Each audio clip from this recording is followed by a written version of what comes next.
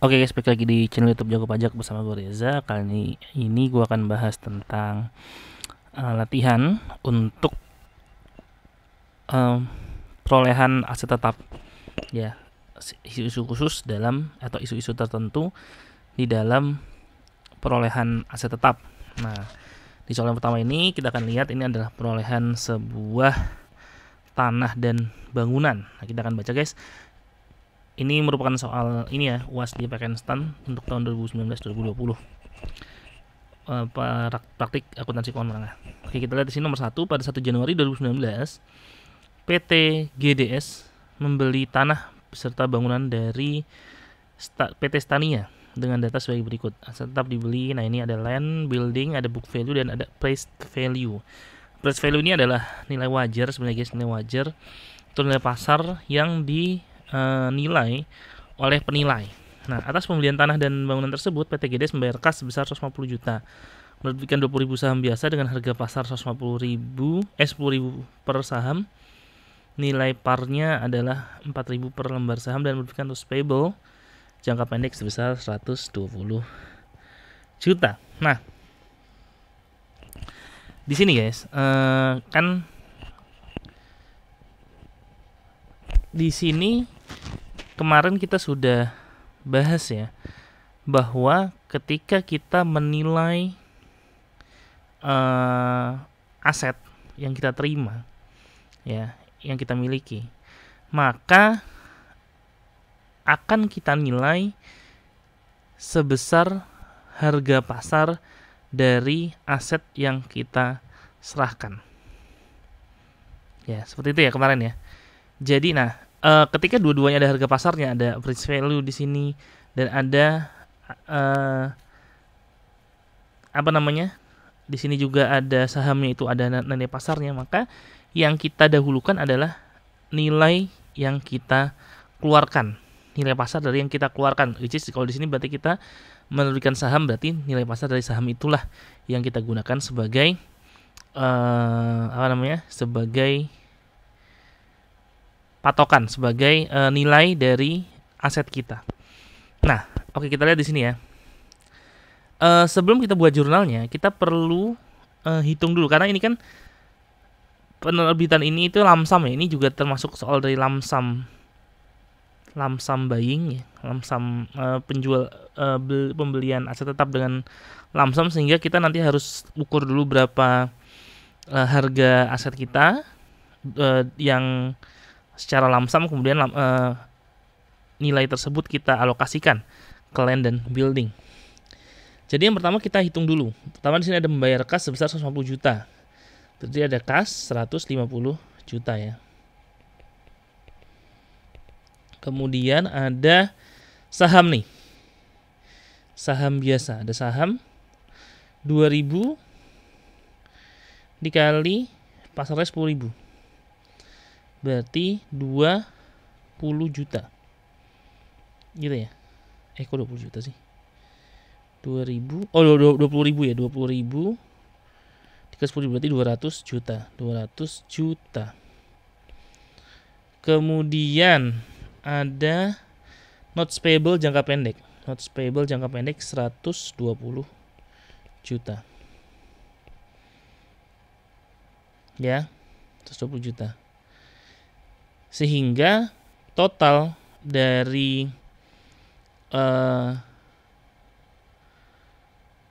nilai yang dikeluarkan ya pada saat pembelian tersebut adalah 470 juta. Gitu ya, 470 juta.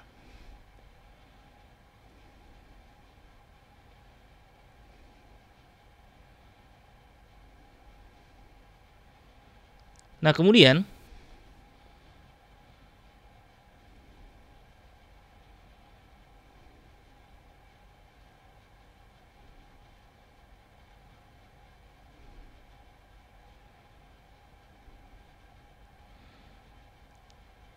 oh ya, di sini yang diminta ini ya, yang diminta kita soalnya itu adalah mencatat pembelian jurnal pada tanggal 1 Januari kalau nggak salah ya. Oh ya, buatlah. Jadi soalnya adalah buatlah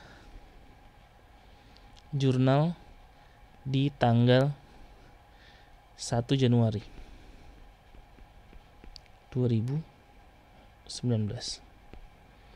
Nah,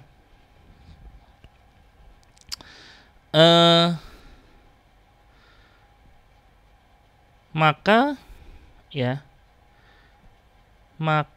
di sini kita jurnal ya, kita jurnal guys di tanggal 1 Januari 2019 ini. Oh ya, ini 470 ini kita alokasikan dulu ya, kita alokasikan dulu. Berarti caranya gimana?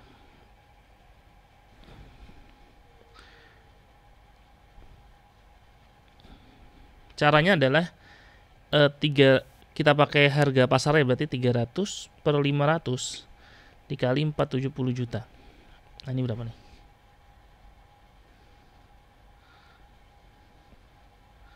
Coba kita hitung dulu.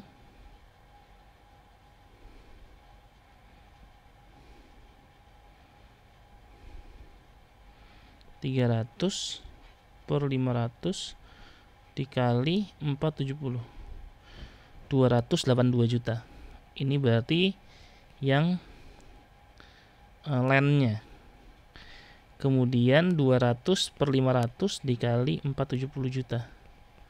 Nah, sisanya berarti ya 200 per 500 dikali 470, 188 juta. Nah, gitu ya. Nah, ini berarti jurnal ini seperti ini perhitungannya. Berarti sekarang tinggal kita buat jurnalnya.